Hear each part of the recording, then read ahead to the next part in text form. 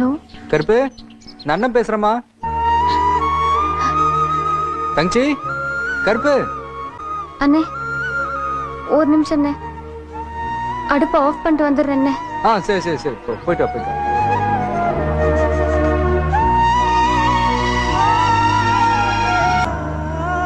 அண்ணே சொல்லுண்ணே.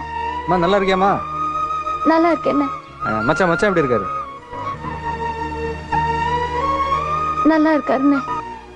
அம்மா அங்க ஒன்றும் பிரச்சனை இல்லையா? அண்ணே இங்க ஒரு பிரச்சனையும் இல்லைண்ணே. நீ அதையும் நினைச்சிட்டு இருக்காதண்ணே. நீ நிம்மதியா இருண்ணே. நான் நல்லா இருக்கேன், சந்தோஷமா இருக்கேன். வச்சுட்டுமா அண்ணே?